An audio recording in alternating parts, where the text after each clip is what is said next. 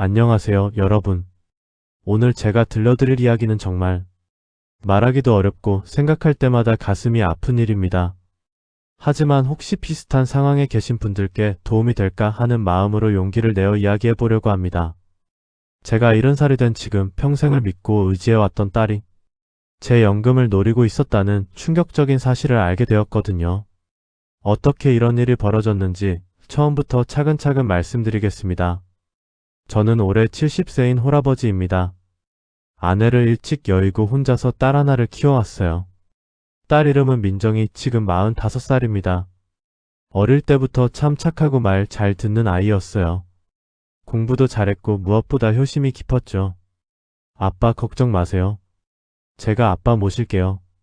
어릴 때부터 이런 말을 자주 했던 민정이. 저는 그 말을 들을 때마다 가슴이 뭉클했습니다. 아내 없이 혼자 키운 딸이 이렇게 자라줘서 정말 고마웠거든요. 민정이는 대학도 성실히 마치고 직장도 잘 다녔어요. 결혼도 괜찮은 남자와 했고요. 사위도 저를 잘 대해줬습니다. 그런데 문제는 3년 전부터 시작되었어요. 민정이가 갑자기 저에게 이렇게 말하더라고요. 아빠, 이제 연세도 있으시고 혼자 사시는 것보다 저희랑 같이 사시는 게 어떨까요? 처음에는 좋았습니다. 나이가 들수록 외로움을 많이 느꼈거든요. 그래서 민정이네 집 근처에 작은 원룸을 얻어서 이사를 했어요. 딸이 자주 찾아와서 음식도 해주고 병원에도 데려다주고 정말 효녀였죠. 그런데 이상한 일들이 하나둘 생기기 시작했어요. 첫 번째로 이상했던 건 민정이가 제 통장을 관리하겠다고 한 거였어요. 아빠, 요즘 보이스피싱이나 전화 사기가 많잖아요. 제가 통장 관리해드릴게요. 필요한 돈 있으면 언제든 말씀하세요. 그럴듯한 이유였죠. 저도 나이가 들다 보니 기억력이 예전 같지 않았고 실제로 사기 전화도 몇 번 받았었거든요. 그래서 민정이에게 제 통장과 카드를 맡겼습니다.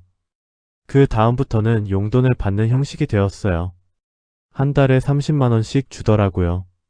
처음에는 충분하다고 생각했는데 시간이 지나면서 뭔가 이상했습니다. 제가 공무원으로 35년 근무했어요. 연금이 한 달에 190만 원 정도 나와요.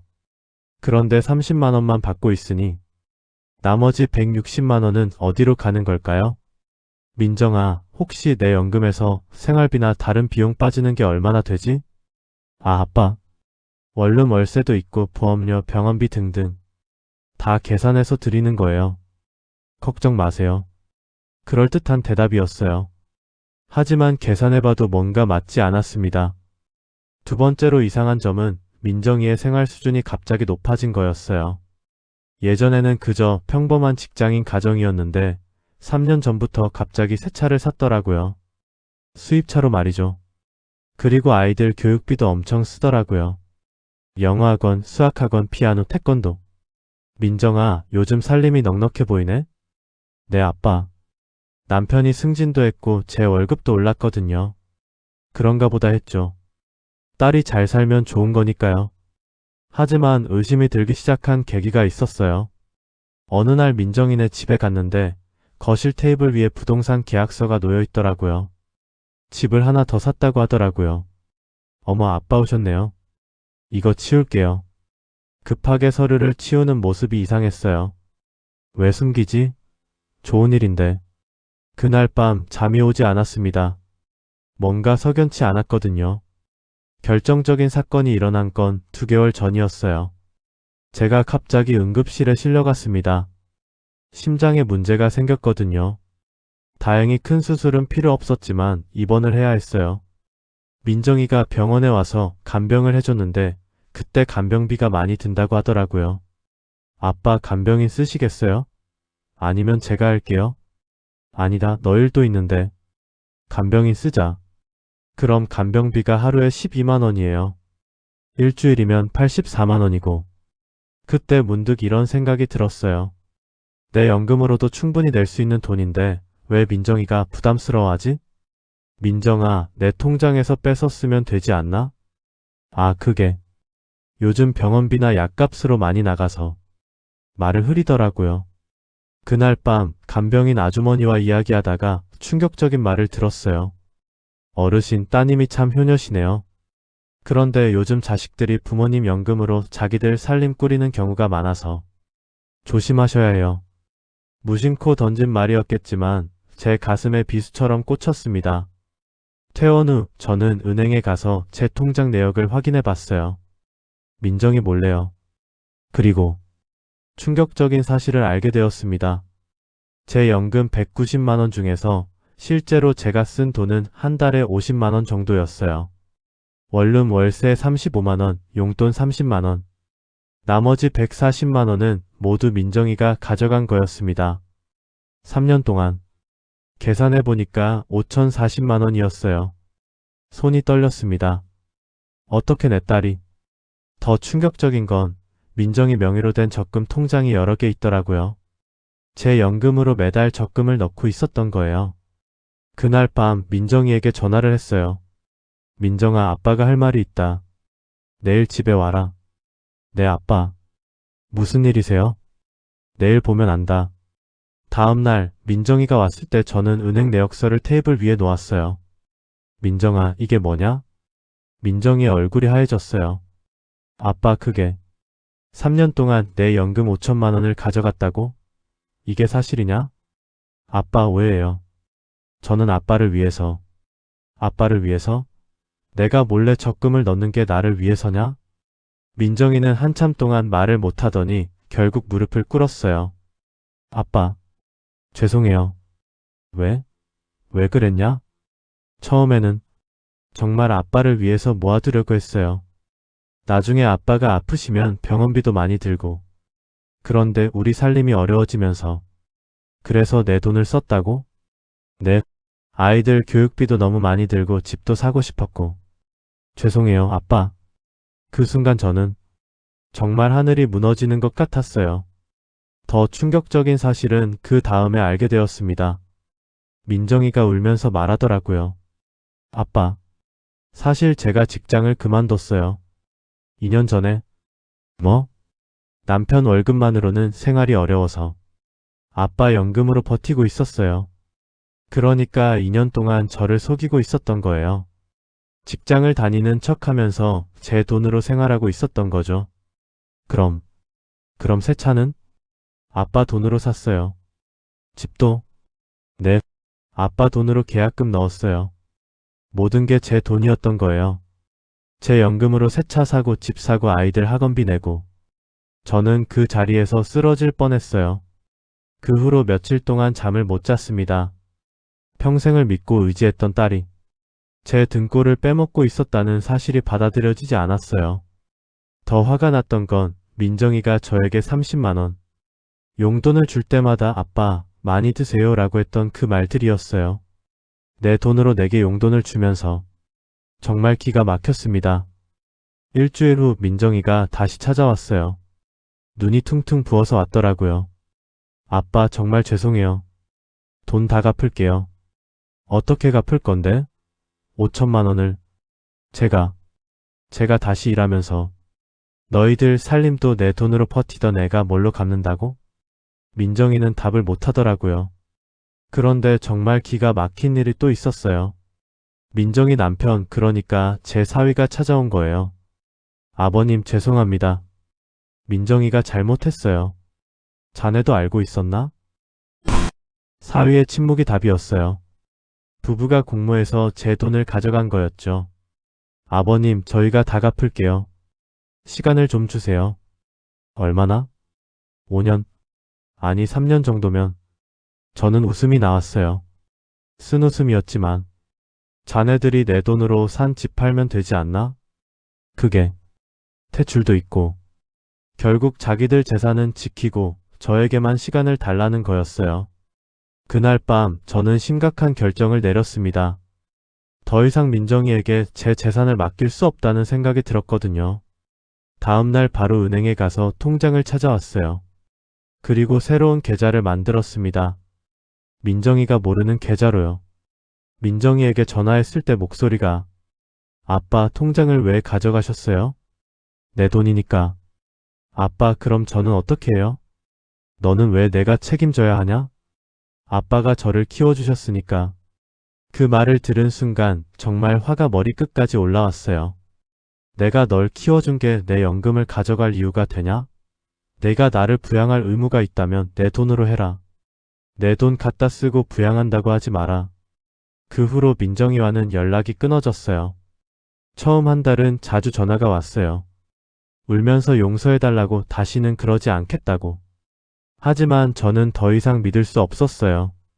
한번 믿음이 깨진 관계는 쉽게 회복되지 않더라고요. 2개월째 되던 어느 날 민정이가 집 앞에서 기다리고 있었어요. 아빠, 왜 왔냐? 아빠, 제가 잘못했어요. 용서해주세요. 하지만 민정이의 뒤에 사위가 서 있더라고요. 그리고 사위 손에는 뭔가 서류 같은 게 들려 있었어요. 그 서류는 뭐냐?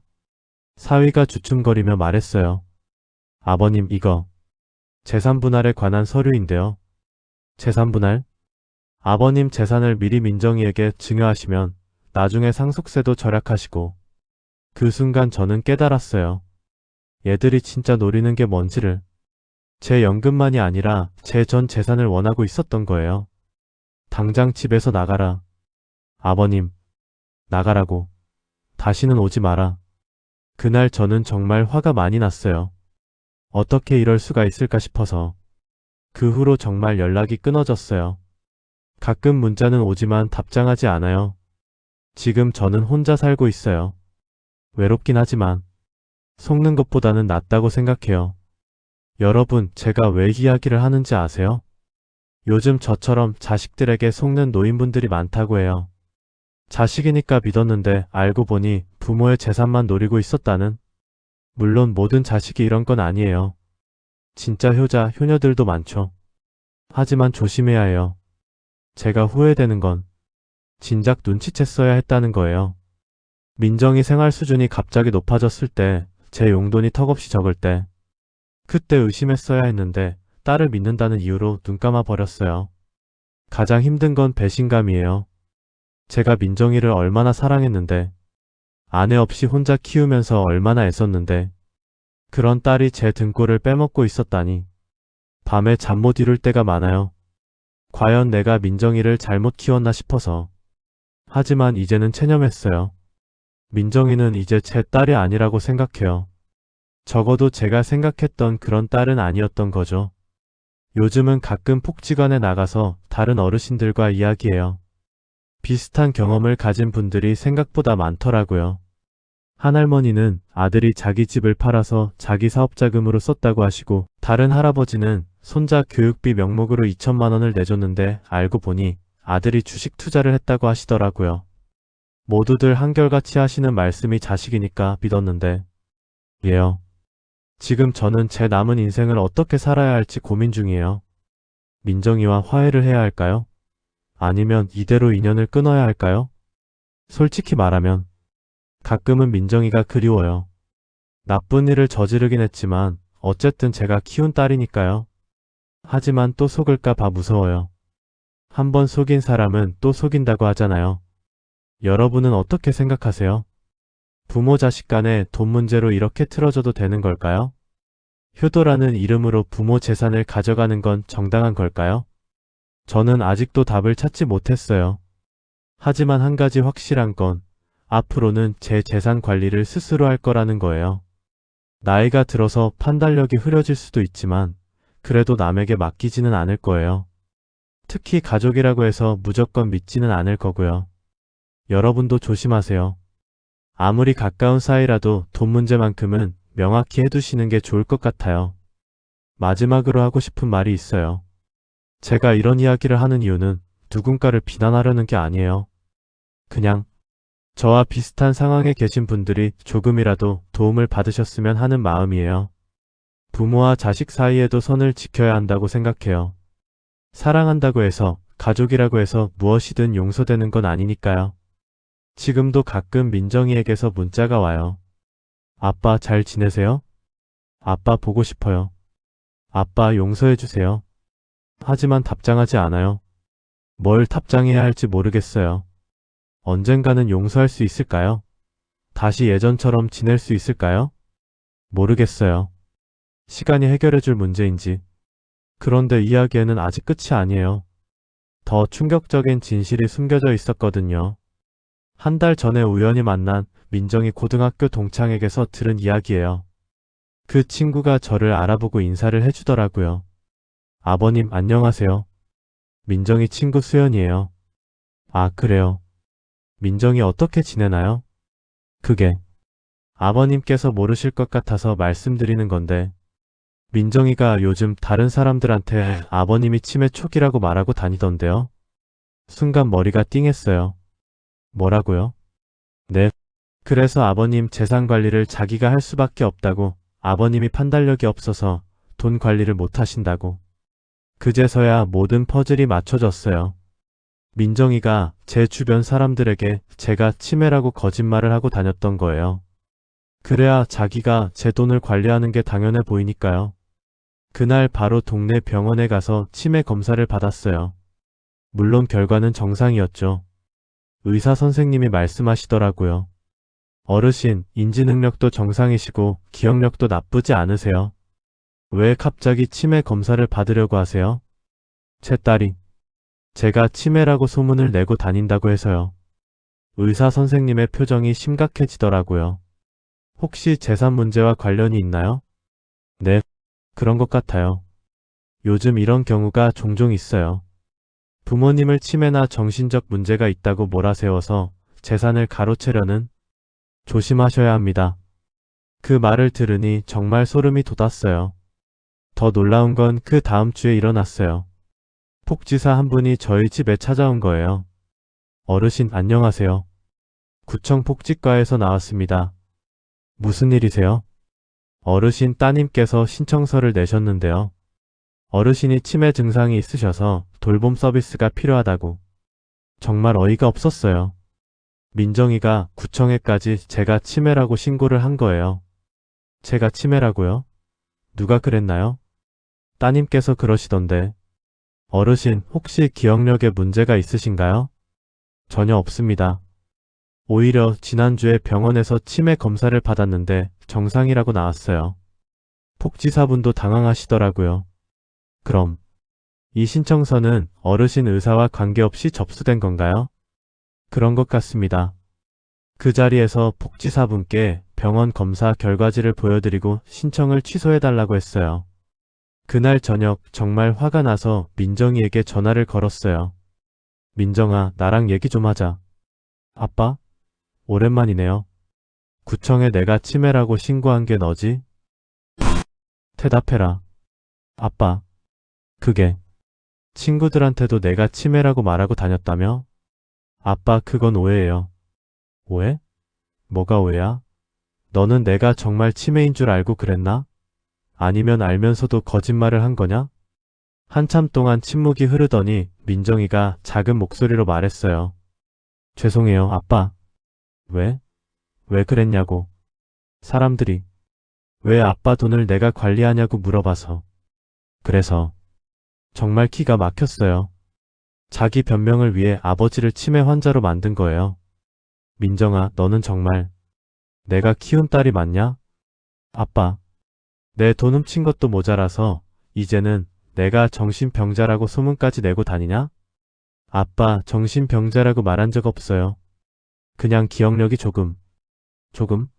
치매 신고까지 해놓고 조금이라고? 그날 통화는 민정이가 울면서 끊어버렸어요. 하지만 저는 더 이상 동정심이 들지 않았어요. 선을 완전히 넘어버린 거죠. 그 후로 정말 놀라운 일들을 계속 발견했어요. 동네 사람들을 만날 때마다 이상한 시선으로 저를 보더라고요. 나중에 알고 보니 민정이가 동네 사람들에게까지 제가 치매라고 말하고 다녔던 거예요. 아버님 요즘 어떠세요? 민정이가 아버님이 많이 안 좋으시다고 걱정하던데. 아버님 혼자 사셔도 괜찮으세요? 민정이가 아버님이 가스불 끄는 것도 자주 까먹으신다고. 모두 거짓말이었어요. 제가 가스불을 까먹은 적도 없고 기억력에 문제가 있었던 적도 없는데 민정이는 체계적으로 저를 치매 환자로 만들어가고 있었던 거예요. 정말 소름 끼쳤던 건 민정이가 이런 일을 왜 했는지 알았을 때예요.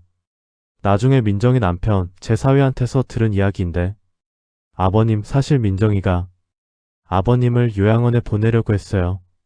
뭐? 아버님이 치매시라고 주변에 말한 것도 나중에 요양원 입소 서류를 작성할 때 필요해서였어요. 요양원? 네. 그럼 아버님 집도 팔 수 있고 연금도 계속 받을 수 있으니까. 그 순간 정말 온몸에 소름이 돋았어요. 민정이가 계획한 건 저를 치매 환자로 몰아서 요양원에 보내고 제 집을 팔아서 자기들이 쓰고 연금은 계속 가로채려고 했던 거였어요. 그럼 너희는 언제부터 이 계획을 세운 거냐? 사위가 고개를 숙이며 말했어요. 2년 전부터요. 민정이가 직장을 그만두면서 2년 동안 이런 계획을 세우고 있었다고? 죄송합니다, 아버님. 저도 잘못했어요. 저는 정말 말이 안 나왔어요. 2년 동안 딸과 사위가 저를 요양원에 보낼 계획을 세우고 있었다니. 그동안 민정이가 저에게 아빠 사랑해요, 아빠. 건강 조심하세요 라고 했던 모든 말들이 거짓말이었던 거예요. 그날 밤은 정말 잠을 못 잤어요. 내가 평생 사랑했던 딸이 나를 이렇게 생각하고 있었다니. 돈을 가져간 것도 충격적이었는데 나를 정신병자로 만들어서 요양원에 보내려고 했다니. 정말 내가 이런 대접을 받을 만한 아버지였나 싶어서 자책도 많이 했어요.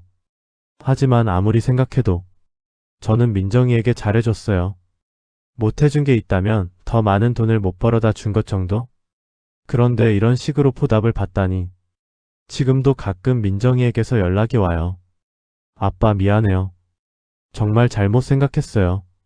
아빠 다시 기회를 주세요. 하지만 더 이상 믿을 수 없어요. 한번 속인 사람도 믿기 어려운데 2년 동안 이런 계획을 세워서 저를 속였던 사람을 어떻게 믿겠어요? 요즘 저는 새로운 인생을 살고 있어요. 복지관에서 만난 친구들과 함께 시간을 보내고 취미생활도 하고 외롭긴 하지만 속으면서 사는 것보다는 훨씬 낫다고 생각해요.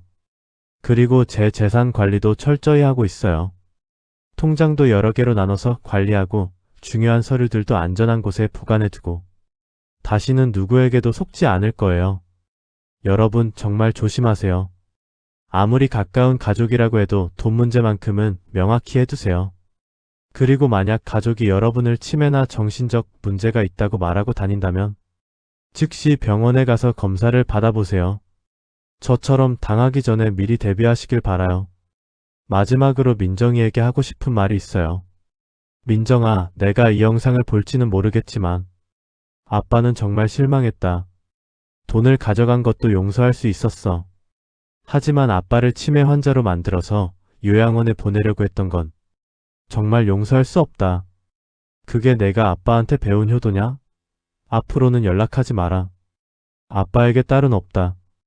여러분의 소중한 시간을 내어 제 긴 이야기를 들어주셔서 감사합니다. 혹시 비슷한 경험이 있으신 분들이 계시다면 댓글로 이야기해주세요. 서로 위로가 될 수 있을 것 같아요. 그리고 부모님이 계신 분들은 정말 부모님을 소중히 여기세요. 나이 든 부모를 이용하려고 하지 마시고요. 그럼 오늘은 여기서 마치겠습니다. 긴 이야기 들어주셔서 다시 한번 감사드립니다. 구독과 좋아요는 큰 힘이 됩니다. 감사합니다.